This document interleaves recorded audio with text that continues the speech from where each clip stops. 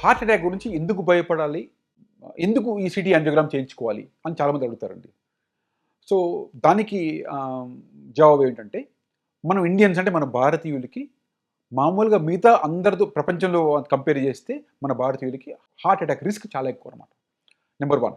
Number 2, మన young population less than 40 years గాని heart attack వస్తే అందులో 50 మంది హాస్పిటల్ వెళ్ళిలోపే చనిపోతారు. నెంబర్ 2. నెంబర్ 3, మన ఈ 40 ఇయర్స్ కన్నా తక్కువ ఏజ్ ఉన్న వాళ్ళకి హార్ట్ అటాక్ వస్తే హార్ట్ మజిల్ చాలా డ్యామేజ్ అయిపోతుందన్నమాట. సో, ఇవన్నీ తీసుకొని మనం జాగ్రత్తలు తీసుకోవాలంటే ఈ హార్ట్ స్కాన్ గనక చేయించుకుంటే, ఒకటి you can prevent sudden death.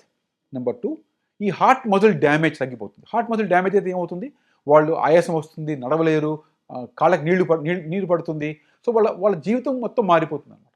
So, ఇవన్నీ ప్రివెంట్ చేయాలంటే మనం హార్ట్ స్కాన్ చేసుకుంటే you can prevent a sudden cardiac death, especially in those young CEOs గానీ, ఫ్యామిలీ బ్రెడ్ ఎర్నర్స్ ఉంటారు. వాళ్ళ ఫ్యామిలీలో వాళ్ళే సంపాదిస్తుంటారు. అలాంటి వాళ్ళు గనక ఈ స్కాన్ చేయించుకుంటే వాళ్ళకి మనం గుండె అక్యురసీ చెప్పొచ్చు, హార్ట్ హెల్త్ గురించి చెప్పొచ్చు, యాక్యురేట్‌గా చెప్పొచ్చు. We can prevent a sudden cardiac death.